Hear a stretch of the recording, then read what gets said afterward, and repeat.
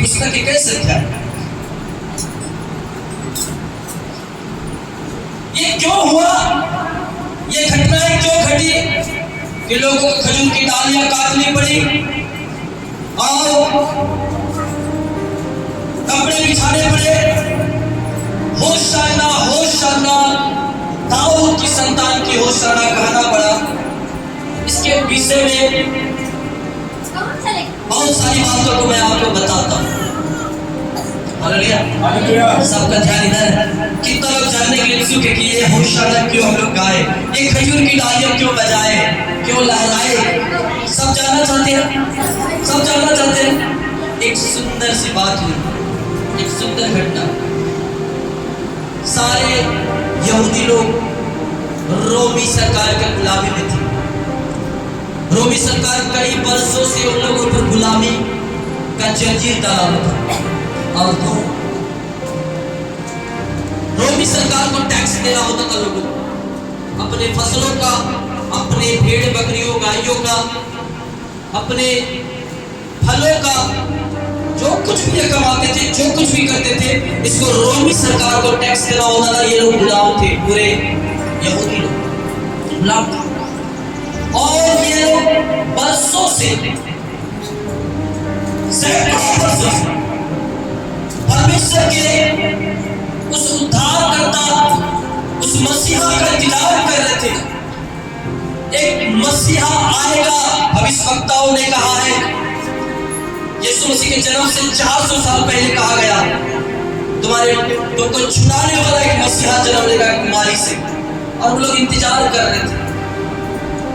लेकिन जब जन्म हुआ तो वो लोग यीशु मसीह को पहचान नहीं पाए कि यही हमारा छुड़ाने वाला उद्धार करता है, क्योंकि वो समझते थे ये धनवानों के घर में जन्म लेगा, किसी राजा का घर जन्म लेगा, जिसके पास बहुत बड़ा पहले से फौज होगा, फिर हम लोगों को हथियार देगा, लड़ने के लिए ढाल देगा, भाला देगा, तलवार देगा, एक सेना खड़ा करेगा और रोमी सरकार से युद्ध होगा और उस लड़ाई में बस मेरा राजा जीतेगा, हम लोगों को गुलामी से आजाद करेगा।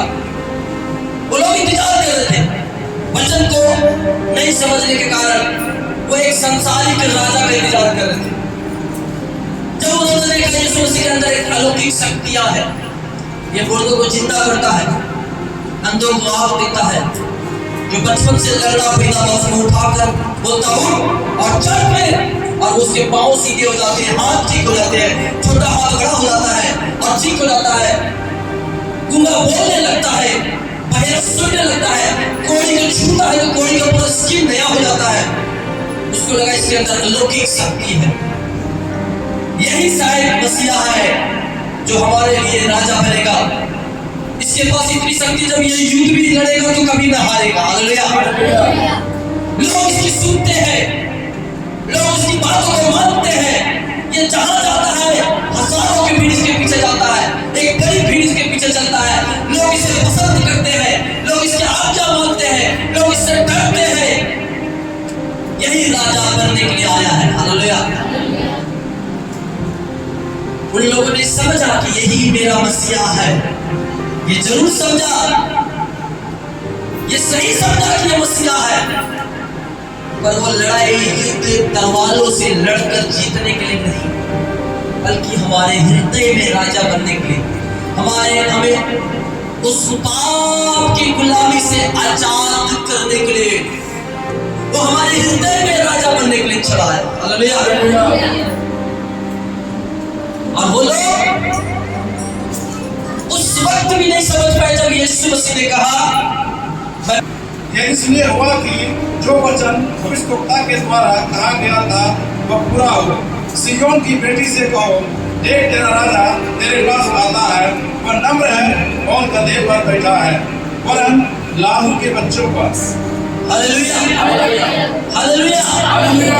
एक भविष्यवाणी था 400 साल पहले, 800 साल पहले उसका था कि सिय्योन की बेटी से कहो, जो स्वर्ग के राज्य के लिए चुने हुए लोग हैं, जो परमेश्वर के राज्य में प्रवेश करने के लिए पहले से मां के गर्भ में से ही चुने गए हैं, उसे सिय्योन की बेटी के रूप में में परमेश्वर संबोधित करता है। कहता सिय्योन की बेटी से कहो, यानी स्वर्ग के निवासियों से, स्वर्ग के बेटा और बेटी से कहो जो स्वर्ग में आने के लिए चुने गए हैं, देख तेरा राजा आता है, तेरा राजा आता है, वह नम्र है। क्या है? हालेलुया। यीशु मसीह को घोड़ा नहीं मिल सकता। मैं जब छोटा था ना, तो जिस जगह मैं नहाता था छोटा उस जगह धोबी लोग बहुत था, और धोबी के पास सबके पास गधा था। और जो है गधा को मैं बचपन से देखता आया, लेकिन गधा जो है गधा होता है, वो सुंदर नहीं होता, वो चालाक भी नहीं होता, और वो जो है उसको बोले कि लड़ने की क्षमता उसके अंदर घोड़े के जैसा नहीं। हालेलुया। आप कभी किसी राजा को, किसी सेनापति को, किसी सिपाही को, किसी उचित पद के बाबों को गधा पर जाते देखे क्या? नहीं देखे। हालेलुया। घोड़ा पर चढ़ने का मतलब है वो एक तरह से घमंड से भरी सवारी, शान की सवारी है, बल और प्रताप को प्रकट करने की सवारी है, ताकत को प्रदर्शन करने की सवारी है। घोड़ा बल को प्रकट करता है, रोष और क्रोध को प्रकट करता है, वो युद्ध का एक सिंबल है। हालेलुया। यीशु मसीह ने अपने चेलों से कहा था कि जाओ घोड़ा ले आ, तो वो घोड़ा भी लेके आया। घोड़ा कहाँ मिलेगा वो भी बता सकता था, गधा कहाँ मिलेगा यीशु मसीह को मालूम। उसने कहा सामने के गांव पे जा, जबकि यीशु मसीह उस गांव में भी नहीं गया कई दिनों से। उसको ये भी नहीं मालूम है कि उस आंगन में गधा बच्चा बना हुआ है कि नहीं, उसके साथ उसका बच्चा बंधा हुआ है कि नहीं। अभी कई दिनों से दूसरे जगह में सेवा कर रहा है, रात भर वो पहाड़ पर प्रार्थना किया है, और सुबह अपने चेलों को कहता है कि जा सामने के गांव में गधी बंधी मिलेगी, उसके साथ एक बच्चा मिलेगा, उसको तू खोल कर ले आया। खोलने लगेगा, प्रभु ये भी मालूम है प्रभु को कि जब ये लोग खोलने लगेगा तो वहां पर कुछ लोग टोकेंगे और बोलेंगे क्यों खोल रहा है। हालेलुया। परमेश्वर भविष्यवाणी करने वाला परमेश्वर, वो भविष्य को जानने वाला परमेश्वर है, वो हर एक बातों को जानता है कि कब क्या होगा। उसने कहा जब वो तुमसे पूछे क्यों खोलता है, कहा ना प्रभु किसका प्रयोजन है, प्रभु किसकी आवश्यकता है। हालेलुया। घोड़ा पर आता कितना अच्छा होता है। हालेलुया। घोड़े पर आता थोड़ा इज्जत बढ़ जाता, नहीं बढ़ता, नहीं बढ़ता। राजा हो तो घोड़ा पर बैठता है, लेकिन यीशु मसीह अपने लिए गधा बना है, क्योंकि लिखा है भविष्यवाणी में पहले से लिखा था, और लिखा था सिय्योन की बेटी से कहो तेरा राजा तेरे पास आता है, वह नम्र है। नम्र लोग घोड़े पर नहीं। हालेलुया। नम्र लोग, घोड़ा जो है एक हिंसक और आवेश से, जोश में, क्रोध में दौड़ने वाला जानवर होता है। ये सिंबल होता है ताकत का,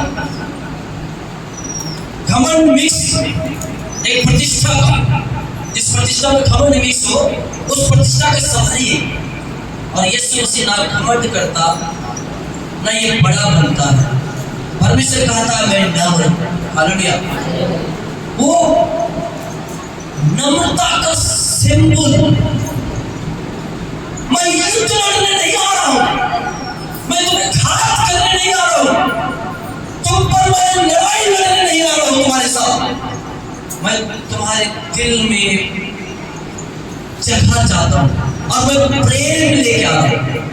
इसलिए मैं गधे पर बैठा हूं क्योंकि मैं नम्र हूं और नम्रता के साथ तुम्हारे पास मैं लड़ने नहीं, जबरदस्ती तुम्हारे हृदय में जगह पाने नहीं, तुमको डरा के तुम पर राज करने के लिए नहीं आ रहा हूं। यीशु मसीह का एक वचन मुझे याद आता है सर, जब उसकी नम्रता की बात होती है, जब उसकी बात ये होती है कि यीशु मसीह नम्र है, दयालु है, क्षमा करने वाला है, वो हमारे लिए आंसू बहाने वाला, तरस खाने वाला है।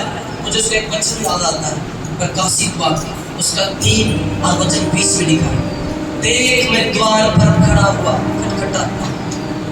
प्रभु तू मेरा स्वामी है, तू संसार का स्वामी है, तू संसार को बनाने वाला, मुझे रचने वाला, मेरे अंदर जो प्राण और आत्मा है तूने ही डाला है, मेरा जीवन तेरे द्वारा है। तू जब चाहे दरवाजा तोड़ के भी मेरे पास आ सकता है। प्रभु आपको खटखटाने की क्या जरूरत है? प्रभु जबरदस्ती किसी के हृदय में नहीं, हालेलुया। वो कभी किसी के हृदय में जबरदस्ती राज नहीं करता, डरा के वो कहता मैं खटखटा रहा, मैं तुम्हारे द्वार पर खड़ा हूं। यदि तुम चाहते हो मेरी नम्रता को, यदि तुम चाहते हो मेरी शांति को, यदि तुम चाहते हो मेरे प्रेम को, यदि तुम चाहते हो कि मेरा प्रभु मेरा राजा जो नम्र है, दयालु है, मेरे साथ मेरे हृदय में मेरे घर में रहे, तो तुम उठ कर अपना हृदय का द्वार को खोलो। हालेलुया। मैं खड़ा रहूंगा तब तक तेरे द्वार पर, जब तक तू अपना हृदय का द्वार ना खोले। मैं नहीं आऊंगा। यीशु मसीह किसी के हृदय में जबरदस्ती गया, कोई हाथ उठा के बोले मेरा हृदय में जबरदस्ती घुसा, मैंने नहीं बुलाया, तब मुझे तेरी जरूरत नहीं है। वो बड़ा तलवार दिखा के घुसने लगा के मारे, ऐसा बोला क्या? कोई हथियार लेके आया क्या? वो यीशु मसीह प्रेम लेके आया, दया लेके आया, क्षमा लेके आया, और वही आपको देना चाहता है। पर द्वार पर खड़ा तब तक रहेगा जब तक अपना द्वार हृदय का ना खोल ले।